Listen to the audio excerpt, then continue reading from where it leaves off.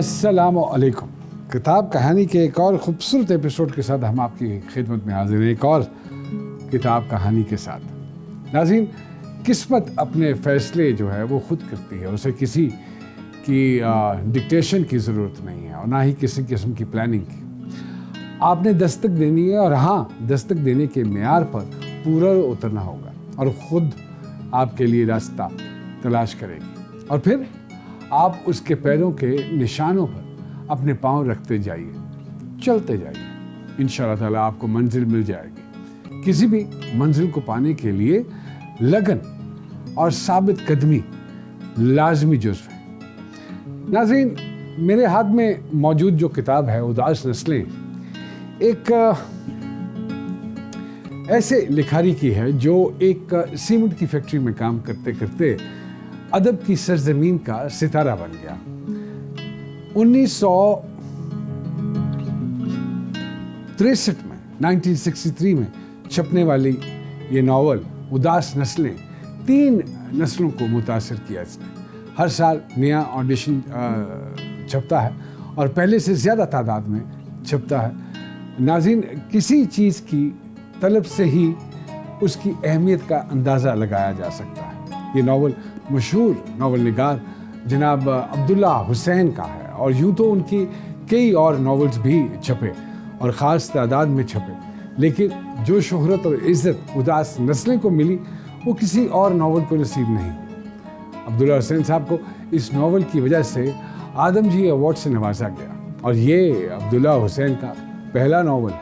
इस नावल में उन्होंने जहाँ एक दास्तान मोहब्बत को पेश किया, वहीं उन्होंने इस नावल में तारीख़ी, समाजी, माशरती और सियासी शऊर को अपना मौजू बनाया। ये कहानी पंजाब में वाक़े एक गांव रोशनपुर की है और इस गांव को आबाद हुए तकरीबन कोई 50 साल का अरसा हुआ था। जब सन 57 की जंग हुई तो उस गांव के मालिक को एक अंग्रेज़ अफसर की जानिब से, यानी कि एक अंग्रेज़ अफसर की जान बचाने पर ये गांव तोहफे में मिला था। ये गांव 500 मुरब्बा पर मुश्तमिल था और इस गांव के मालिक नवाब रोशन अली ख़ान थे। नवाब रोशन अली ख़ान अपने मामूली पस मंज़र के बावजूद इस ज़िम्मेदारी के अहल साबित हुए। उनका एक ही बेटा था, नवाब ग़ुलाम मोहिउद्दीन ख़ान। उन्होंने बाहर से तालीम हासिल की और आते ही एक ऐसे ख़ानदान में शादी कर ली जिसको शुरफा कदर की निगाह से नहीं देखते थे। शादी के बाद उनका बेटा दिल्ली में रहने लग गया। नवाब रोशन अली ख़ान का गांव में एक दोस्त था जिसका नाम मिर्ज़ा मोहम्मद बेग था। जब रोशन अली ख़ान को अल्लाह ने नवाजा तो उन्होंने 50 मुरब्बे ज़मीन मिर्ज़ा को, यानी कि मिर्ज़ा मोहम्मद बेग के नाम कर दी। मिर्ज़ा मोहम्मद बेग की वफ़ात के बाद उनके बच्चे नवाब रोशन अली ख़ान की सरपरस्ती में रहे। उनके 2 बेटे नियाज़ बेग और एयाज़ बेग। नियाज़ बेग का एक बेटा नईम था जो इस नावल का मरकज़ी किरदार है, जबकि दूसरा बेटा एयाज़ बेग रेलवे के महकमे में मुलाजिम भर्ती हुआ था तो वहीं रहने लगा। मिर्ज़ा बेग की वफ़ात के बाद नियाज़ बेग को गैर कानूनी असला बनाने के जुर्म में तकरीबन 12 साल की कैद हुई और चंद एकड़ के अलावा बाकी सारी ज़मीनें ज़ब्त कर ली गईं। अयाज़ बेग नईम को लेकर दिल्ली चला गया और वहीं उसकी परवरिश करने लगा। इसी दौरान नवाब रोशन ख़ान की वफ़ात के बाद दिल्ली में उनके बेटे नवाब मोहिउद्दीन की ताजपोशी की तकरीब रखी गई, जिसमें शहर के तमाम मोअज़्ज़िज़ लोगों को मदऊ किया गया। इस तकरीब में नईम और उसके चचा अयाज़ बेग भी आए और वहाँ नईम की मुलाकात नवाब ग़ुलाम मोहिउद्दीन की बेटी अज़रा से हुई, जो इस नावल में हमारा दूसरा मरकज़ी किरदार है। नईम और अज़रा एक दूसरे से मोहब्बत करने लगे और मोहब्बत के रिश्ते में जुड़ गए।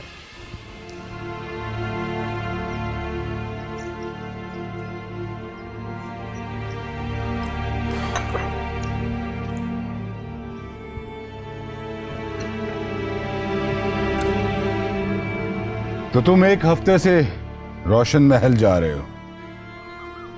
मैं नहीं गया, अच्छा, क्यों? क्योंकि रोशनपुर गांव में हमारा खानदान जलील हो चुका है। मैं रोशन आगा से तो नहीं मिला। मुझे इल्म है। अजरा, जानते हो उसकी मां एक बुरी औरत है और उसकी बहन भी।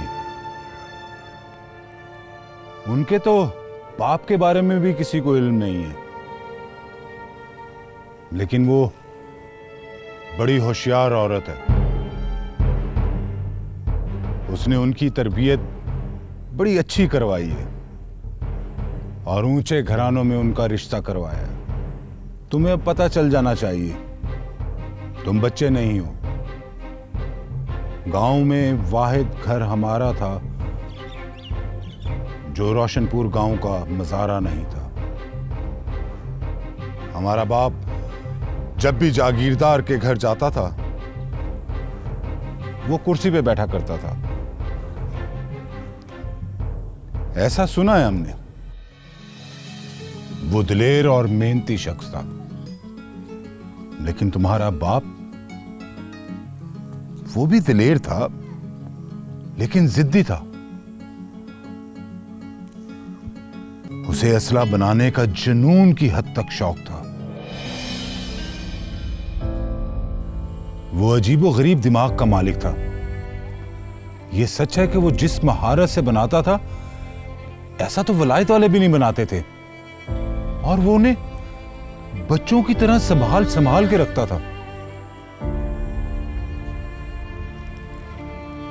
मुझे अच्छी तरह याद है वो दिन जब पुलिस आई थी। सारे गांव के लोग छुप गए थे और अपने अपने घरों के दरवाजे बंद कर लिए थे। गलियां सुनसान हो गई थीं और मवेशी अकेले अकेले घूम रहे थे। उन्होंने हमारे घर की तलाशी ली और असला बरामद कर लिया। जब वो असला इकट्ठा कर रहे थे तो मुझे अच्छी तरह याद है, नियाज उनकी मिन्नतें कर रहा था। लेकिन फिर एक सिपाही उसे उसकी दाढ़ी से पकड़ कर घसीट कर ले गया। फिर चंद दिन बाद तुम्हारा बाप वापस आ गया तो उसकी गालों की हड्डियां स्याह और दाढ़ी आधी से ज्यादा झड़ चुकी थी। मगर उसके फन का गुरूर उससे कोई ना छीन सका। रोशन आगा ने दिल्ली लाकर उसे कहा, नियाज बेग, तुम पूरे गांव में तबाही लाओगे। मगर नियाज बेग भूसे वाले कमरे में अपना दरवाजा बंद करके अपने काम में मसरूफ रहा। उसके हाथ में हुनर था। उसने 10-10 गोलियों वाली ऐसी पिस्तौलें बनाई कि गांव वालों ने उससे पहले कभी नहीं देखी थी। फिर उसके बाद पूरी पलटून आई और उन्होंने सब कुछ अपने कब्जे में कर लिया। भूसे वाले कमरे को तो उन्होंने आग लगा दी और सारा सामान निकालकर बाहर मैदान में ढेर लगा दिया। और उस पर तुम्हारे बाप के, उसकी बीवियों के, मेरे नए और पुराने कपड़ों के ढेर लगाकर उस पर आग लगा दी। गोरे सार्जेंट ने पिस्तौल निकालकर आग पर फायर किया और चीख कर बोला, अगली बार तुम्हारी मां के सर मूंद कर इसी आग में जलाऊंगा। और फिर पिस्तौल लहराता हुआ हमारी दुकान की तरफ गया। गांव की सबसे बड़ी दुकान हमारी थी। नियाज बेग बड़ा माहिराना काम करने वाला आदमी था। उसने किसानों की जरूरत के अलावा भी सुलाखों और सरिये के साथ जहाज के मॉडल बना रखे थे। सार्जेंट ने दुकान के ताले पर गोली मारी और फिर ऑर्डर दिया कि सारा सामान बाजार में डाल दो। और फिर उस पर उन्होंने दुकान के सारे औजार, बैलों के हल, कुओं की चकली और जहाज के मॉडल सबका एक ढेर बनाया और आग लगा दी। यह के बाद दीगरे 3 फायर किए और फिर जानवरों की तरह चीख कर बोला, एक तुम्हारी बंदूकों के वास्ते है, दूसरा तुम्हारे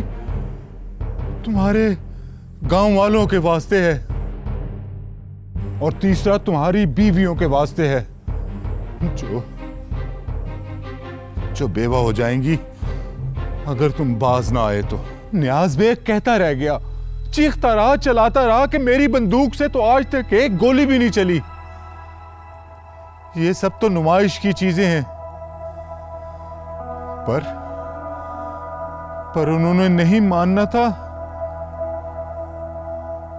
वो नहीं माने। 12 साल हो गए, मैं फिर उससे नहीं मिला।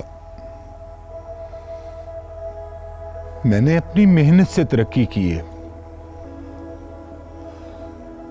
अगर आज भी सरकार को यह खबर हो जाए कि मैं उससे मिलता हूं तो मेरी नौकरी खत्म हो जाएगी।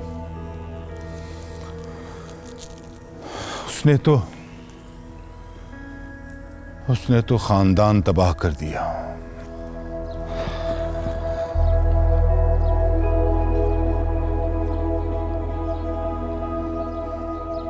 तुम्हारे माँ बाप तुमसे मिलना चाहते हैं, वो गांव आ चुके हैं, मगर तुम्हें जल्द वापस आ जाना चाहिए। मैंने कोई किताब तो नहीं पढ़ी और ना ही पढ़ सकता था, क्योंकि हमारे खून में हुनर है, मगर मैंने तुम्हें तालीम दिलवाई है ताकि तुम दुनिया में तरक्की कर सको।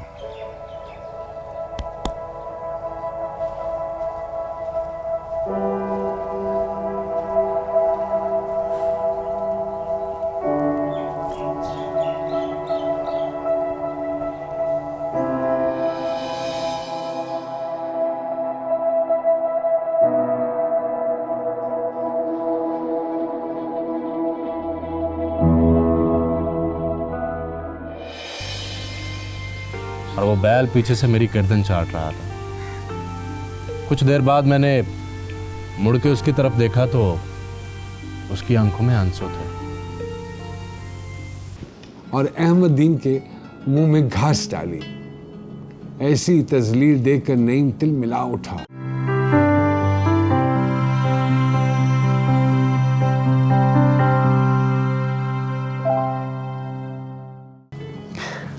अगली सुबह नईम रोशनपुर गांव के लिए रवाना हुआ। रास्ते में एक बूढ़ा आदमी ट्रेन से गिरकर मर गया। इस बूढ़े आदमी से ट्रेन छूट रही थी। वो भागकर जिस डब्बे में सवार होना चाहता था उसमें कोई ना कोई अंग्रेज जोड़ा सफ़र कर रहा था। एक अंग्रेज ने उसे मार पीट कर चलती ट्रेन से नीचे फेंक दिया, जिससे उसकी मौत वाक़या हो गई। नईम जब गांव पहुंचा तो उसका वालिद उसके इस्तकबाल के लिए रेलवे स्टेशन पहुंचा हुआ था। नईम जब घर पहुंचा तो नियाज बेग की दोनों बीवियां मौजूद थीं, यानी एक सगी माँ और एक सुतेली। सगी माँ ने बढ़कर उसे गले लगाया, खूब प्यार किया और मोहब्बत से खाना खिलाया। माँ के पहलू में उसका कम उम्र मामूजाद बैठा था, जिसके माँ बाप वफात पा चुके थे, इसलिए वो इस घर में रहता था। खाने के बाद उसकी माँ ने कमाल मोहब्बत से उसके हाथ पांव धुलवाए और सोने के लिए नया बिस्तर बिछाया। लेकिन जब वो सुबह उठा तो नियाज की बीवियां आपस में लड़ रही थी और गालम गलोच तक नौबत पहुंच गई थी। नईम इस लड़ाई से तंग आकर खेतों की तरफ चल निकला, जहां उसकी मुलाकात महेंद्र सिंह से हुई। महेंद्र सिंह जिसने उसे तसल्ली दी कि उनकी लड़ाइयों से मत घबराए, ये रोज़ का मामूल है। जब तक नियाज जेल में था ये बहनों की तरह रहती थी। वो जब से वापस घर आया है उनका झगड़ा थमता ही नहीं। नईम ने कुछ दिन खेतीबाड़ी में बाप का हाथ बटाया। इस दौरान नईम के चचा का मुलाजिम पैगाम लेकर आया कि वो तुम्हें दिल्ली बुला रहे हैं, लेकिन नईम के वालिद ने इस बात पर रजामंदी जाहिर नहीं की और मुलाजिम को मार पीट कर भगा दिया। नईम दिल्ली न जा सका। थोड़े दिन बाद गंदम की कटाई का मौसम आ गया। हर तरफ खुशी का समा था और ढोल की थाप पर लोग रक्स कर रहे थे। अचानक जंग की आफत आ पहुंची और बरतानवी सरकार ने पंजाब के नौजवानों की भर्ती शुरू कर दी। नईम और कुछ नौजवान भी भर्ती हो गए। दिन में 12-12 घंटे सख्त ट्रेनिंग होती। खाना खाते, कपड़े खुद धोते, खुद बिस्तर भी बनाते। पूरी प्लाटून में आपका सिर्फ एक ही दोस्त बना जिसका नाम अब्दुल्ला था। वो पंजाब के इलाके अलीपुर से आया था। ट्रेनिंग से जो वक्त बचता वो अब्दुल्ला के साथ गुजार देता।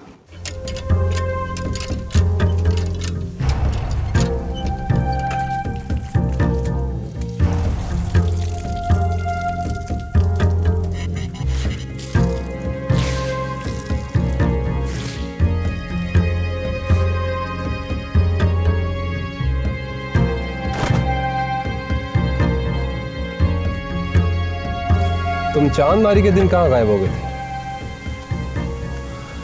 तुम्हें पता है ना कि मैं आवारागर्दी नहीं करता, सीधा घर आता हूँ। घर? आज तुम किसी न किसी को मार डालते, फिर ऐसा किया तो गोली से उड़ा दिए जाओगे। तुम बावले हो गए हो क्या?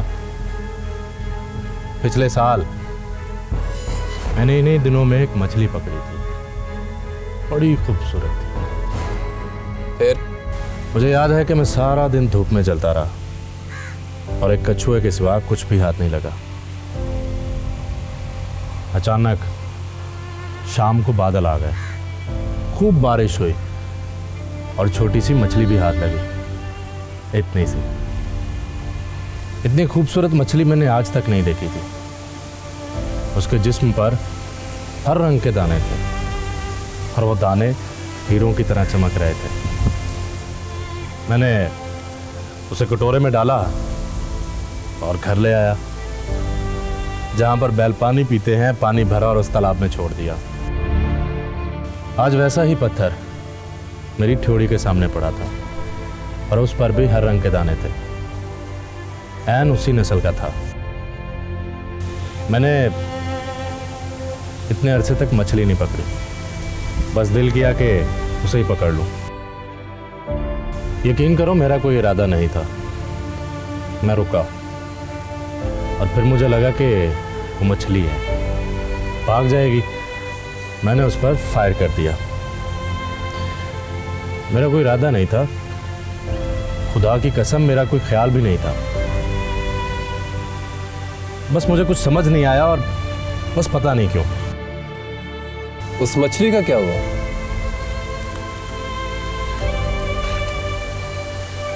वहां पर किसी ने बैल बांध दिए थे, शायद वो खा गए होंगे। दांत मत निकालो, तुमने कभी मछली नहीं ना पकड़ी, इसलिए तुम्हें पता नहीं है। एक बात बताऊं तुम्हें, बैलों में भी आदमी की तरह का दिल होता है। कैसे? वो सुनते हैं, समझते हैं और रोते भी हैं। तुम यकीन नहीं करोगे, तुमने कभी बैल देखे हैं? मैं उनमें पैदा हुआ हूं, बैलों के साथ ही पला। घोड़ों का मुझे पता है, वो सब समझते हैं। घोड़े और बैल भी। मैं तुम्हें बताता हूं, जब मेरी पहली बीवी मरी ना, लाठा, जो हमारे घर में ही पैदा हुआ था, 2 रोज तक भूखा रहा था वो। मेरी बीवी उसे रोज चारा डालती थी। जब मैं बाहर गया तो वो मेरे पीछे पीछे आ गया। मैं एक आम के दरख्त के नीचे बैठ के घुटनों में सर देकर रोने लगा और वो बैल पीछे से मेरी गर्दन चाट रहा था। कुछ देर बाद मैंने मुड़ के उसकी तरफ देखा तो उसकी आंखों में आंसू थे।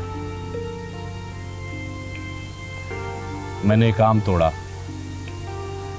और उसकी तरफ इशारा किया और उसने सर हिलाकर मुंह साइड पे कर लिया। फिर वो आधा आम मैंने खाया और थोड़ा सा उसने भी चख लिया। बानो उसी बालकमल के घर रहती थी। उस वक्त उसका नाम शीला था और यहाँ आकर उसे अपना नाम बानो रख लिया था। मज़ा उस वक्त आता जब हम सर्दियों को सुबह छुप कर बैठते और लालू को छुप कर छू के निकल भाग जाते थे।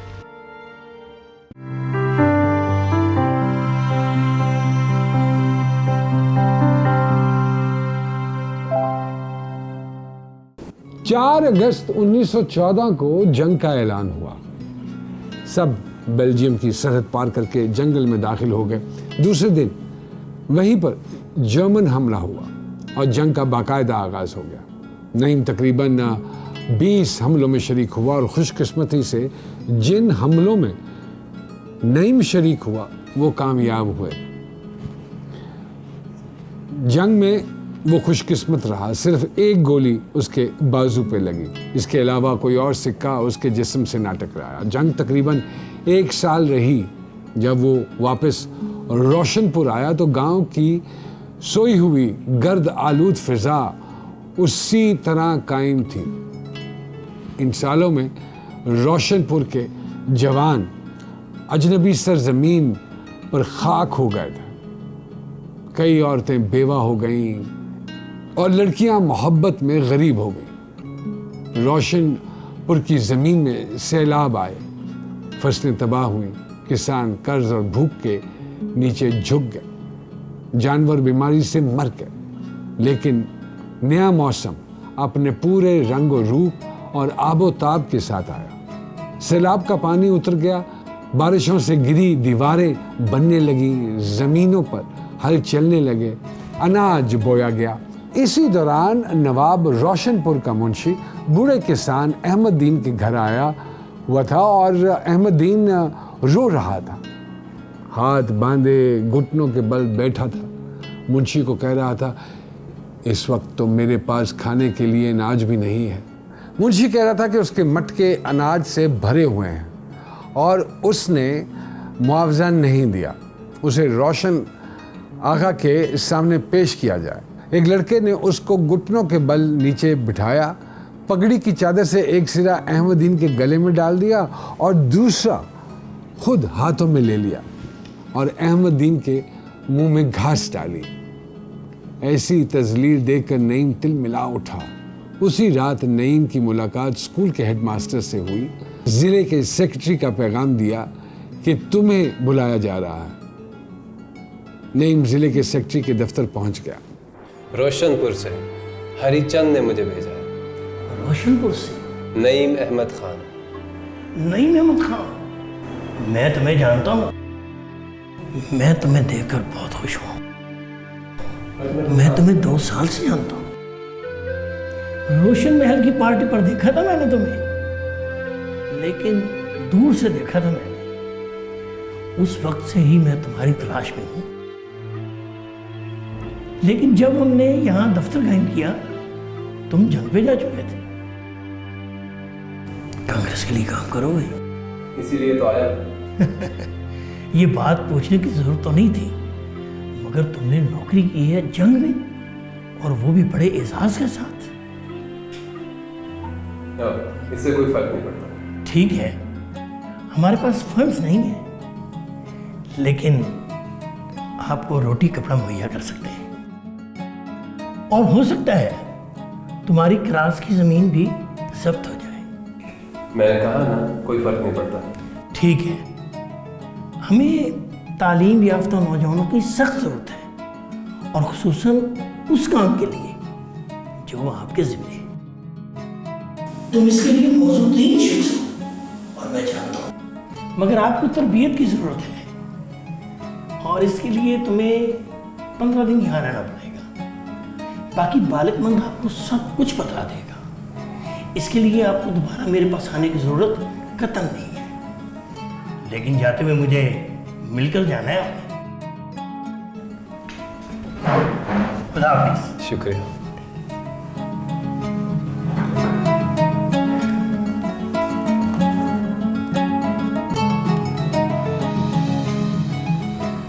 नहीं, मजीद 40 दिन वहाँ रहा।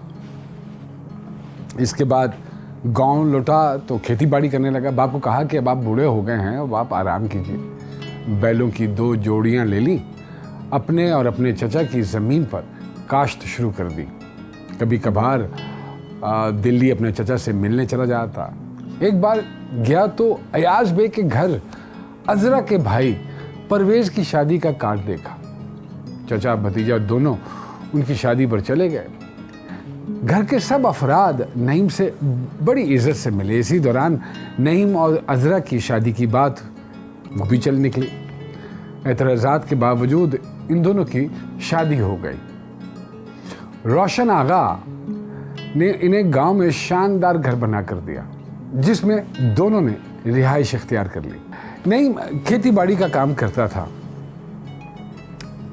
और अजरा घर का कामकाज देखने लगी। बातों बातों में जलियांवाला बाग का जिक्र हुआ कि अंग्रेज़ों ने कितनी बेदर्दी से हिंदुस्तानी अवाम को वहाँ कत्ल किया था। एक बुज़ुर्ग मछली फरोश दोनों को जलियांवाला बाग का आंखों देखा हाल सुनाने लगे। उसी रात वो लाहौर से दिल्ली के लिए रवाना हुए। रात को जब वो सफ़र कर रहे थे तो डब्बे में उनकी मुलाकात कुछ फ़ौजियों से हुई। एक फ़ौजी ने कहा कि मैं लाहौर में कमेटी को बताने गया था कि मुझ में कितनी इंसानियत है, वरना मैं हिंदुस्तानियों के इस मुक़द्दस शहर को जला के राख कर सकता था। उनका तर्ज़ अमल देखकर मेरे जी में आया कि मैं इस कानून शिकन और बागी हजूम को नीस्तो नाबूद कर दूं और उनके बच्चों और घरों को आग लगा दूं। लेकिन महज इंसानी रहमो करम और खुदा तरसी के जज्बे ने मुझे रोक लिया। मैंने एक ला कानून कौम को जंजीरों में जकड़ कर रख दिया और उसका नतीजा ये हुआ कि मुझ पर इंक्वायरी बिठा दी गई। ये अल्फाज जनरल दायर के थे जिसने जलियांवाला बाग में बेगुनाह हिंदुस्तानियों का कत्लेआम किया था। जो आग जलियांवाला बाग में लगी थी वो अब पूरे मुल्क में फैल चुकी थी।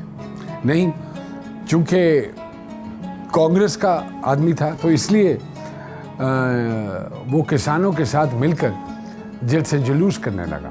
अजरा उसके साथ तो होती थी, लेकिन उसे किसानों के मामलात में ज़रा दिलचस्पी नहीं थी। नईम और कांग्रेस पार्टी के कारकुनों को आहिस्ता आहिस्ता गिरफ्तार किया जाने लगा। कई किसान और भी गिरफ्तारियों की जद में आ गए। आखिरकार नईम को भी गिरफ्तार कर लिया गया।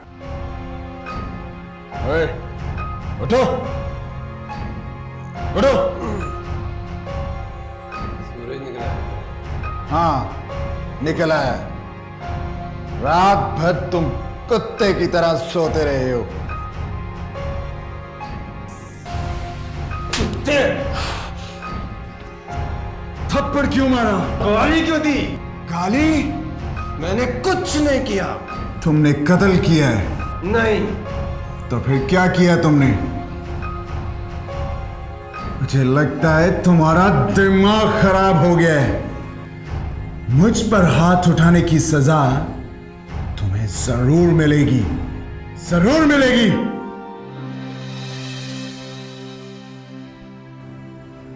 तुम क्यों आए हो यहाँ? मुझे नहीं पता। तुम यहाँ पर कुछ भी छुपा नहीं सकते। 2 दिन में तुम्हारी सारी असलियत सामने आ जाएगी। और शक्ल से तो तुम कुछ ऐसे नहीं लगते। मैंने स्वराज के लिए तकरीर की थी। स्वराज? आज़ादी, आज़ादी के लिए। क्या हम आज़ाद हो जाएंगे? पहले तुम्हारे माँ बाप, तुम्हारे बीवी बच्चे और तुम्हारी ज़मीनें आज़ाद होंगी। फिर तुम्हारी सज़ा ख़त्म हो जाएगी तो तुम भी आज़ाद हो जाओगे। ये बात तो मैं भी जानता हूँ, लेकिन तब तक मेरे माँ बाप, बीवी बच्चे और ज़मीनें मर चुकी होंगी। ये तकरीर वाली बात तुम बकवास कर रहे हो और तुम्हारे झूठ का हमें पता चल जाएगा। नईम को जेल में आटा पीसने वाली चक्की की ड्यूटी मिली। पहले तो वो बहुत मार खाता रहा, लड़ता रहा पुलिस से, फिर उसको एक दिन बहुत मार पड़ी, लेकिन फिर आहिस्ता आहिस्ता वक्त और हालात के मुताबिक ढल गया। रोज का एक ही मामूल बन गया, सुबह उठना, काम करना, कैदियों से बातें करना और फिर सो जाना। इधर रोशन महल दिल्ली में शहर के मुअज़्ज़िज़ीन के लिए तकरीब रखी गई। साइमन ने लखनऊ पहुंचना था, अज़रा भी लखनऊ पहुंची और एहतजाज में शरीक हुई। अगली सुबह नईम से मुलाकात करने जेल पहुंची। काफ़ी अरसे के बाद मुलाकात हो रही थी जेल में। नईम जेल से रिहा हुआ, उसके साथियों ने उसका इस्तकबाल किया। अज़रा उसे स्टेशन पर मिली। दोनों रोशनपुर पहुंचे। नईम की सारी ज़मीनें जब्त हो चुकी थीं और अब वो बिल्कुल गरीब हो चुके थे। इसी दौरान पता चलता है कि मुसलमानों की 3 बड़ी पार्टियां मुस्लिम लीग में जा रही हैं। इसी तकरीब में रोशन आगा भी जा रहे हैं। नईम और अज़रा भी इसमें शरीक हुए।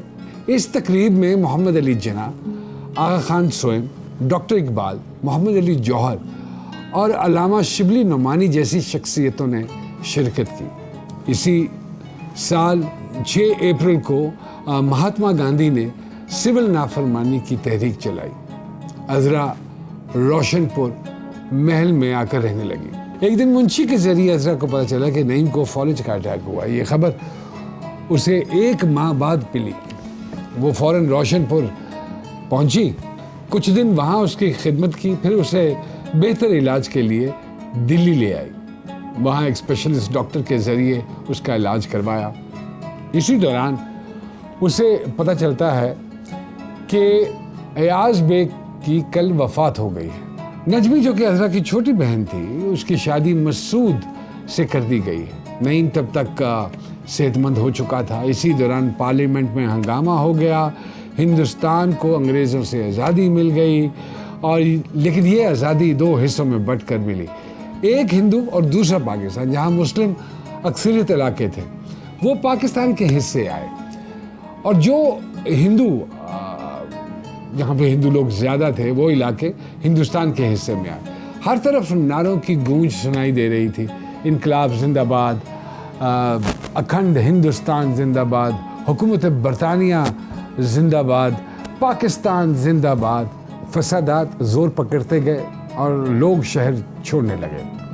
रेलगाड़ियाँ कम हो गईं। रोशनपुर महल वालों ने इरादा किया कि हम पाकिस्तान जाएंगे और इसी दिन रोशनपुर महल जला दिया गया। साथ कई कोठियाँ भी जल गईं जहाँ मुसलमान आबाद थे, वो भी जगहें जला दी गईं। नईम पंजाब चला गया। वहाँ हालात अच्छे नहीं थे, फिर भी 2 साल तक वो वहीं रहा और चंद महीने जेल में काटे उसने। अली और नईम पाकिस्तान जाते एक काफिले के साथ मिल गए। रास्ते में उनका काफिला एक छोटे से स्टेशन में आराम के लिए रुका। वो भी आराम के लिए वहाँ रुक गए। एक गिरोह ने उन पर हमला कर दिया। नईम इस हमले में मारा गया जबकि अली बच निकला।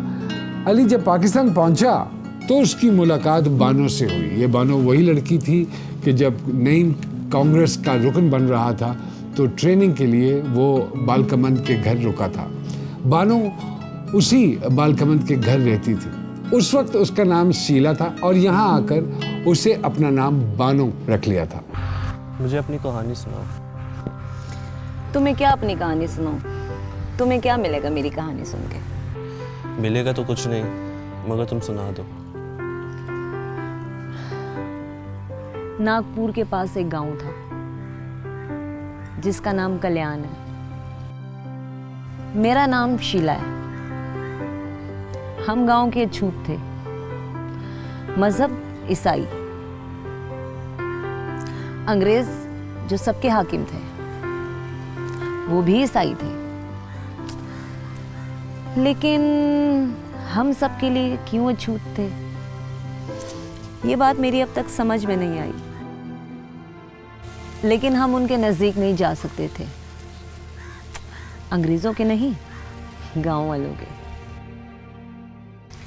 अगर हम गलती से किसी को छू लेते तो उसकी हम सज़ा पाते। सज़ा उनको भी मिलती।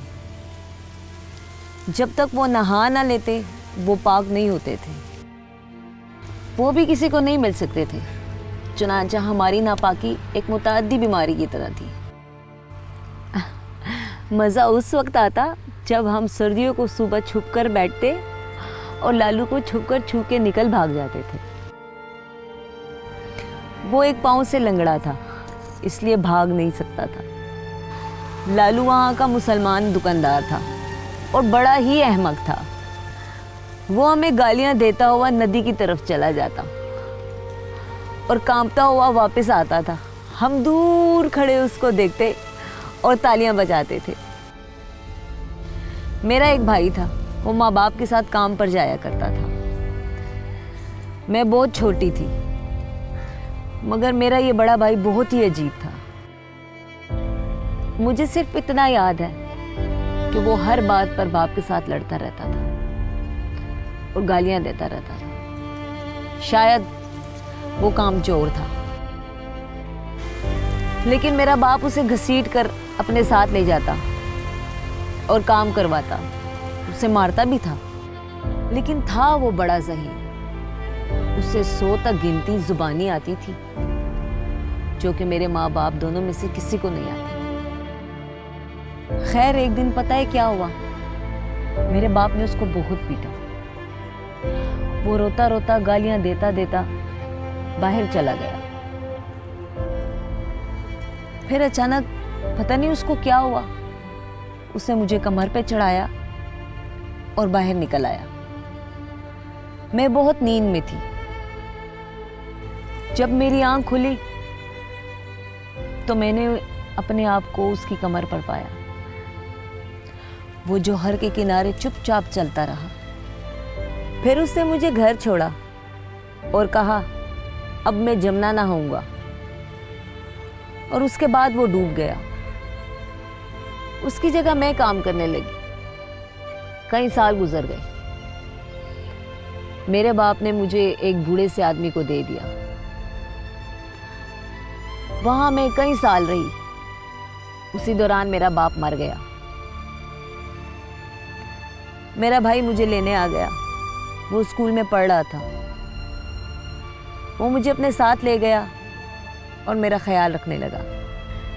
लेकिन एक दिन मेरा भाई गया और वापस ना आया। उस दौरान एक हिंदू मेरे घर आया और मुझसे कहने लगा, हिंदू बन जाओ, मैं तुमसे शादी कर लूँगा। मैंने साफ इनकार कर दिया। उसके बाद मैं अलग रहने लगी और खुद कमाने लगी। नवाब रोशन महल दिल्ली से हिजरत करके लाहौर आ गए और वहाँ एक पुरानी सी हवेली में रहने लगे। हवेली का बैरूनी हिस्सा बुरी तरह से जल चुका था। शायद आज़ादी के वक्त उसको जलाया गया था। फर्नीचर भी जल चुका था, उसे फेंक दिया गया और बाकी इस्तेमाल के काबिल बनाया गया। दीवारों पर नए सिरे से रंग रोगन किया गया। हवेली के अंदर बहुत बड़ा बाग था जिसमें हजारों पौधे और दरख्त लगे हुए थे। आज़ादी से पहले इस बाग के लिए सैकड़ों माली रखे गए थे। इस हवेली का नाम राजबाग था। शायद हवेली किसी हिंदू राजा की थी। जब रोशन महल रहने आए तो उन्होंने इस हवेली का नाम रोशन महल रख लिया। दूसरी तरफ अली ने बानो को शादी की पेशकश की, जिसे बानो ने कबूल कर लिया। दोनों की शादी हो गई और लाहौर के एक नवाही गांव में रहने लगे और वहीं खेती बाड़ी करके अपना रोजगार कमाने लगे। तो नाज़रीन, ये थी नईम और अज़रा की कहानी, रोशन महल गांव की कहानी, हिंदुस्तान और पाकिस्तान की कहानी। मिलते हैं इसी तरह की एक नई किताब के साथ इंशाअल्लाह ताला किताब कहानी में। तब तक के लिए खादिम को इजाज़त दीजिए। अस्सलाम वालेकुम।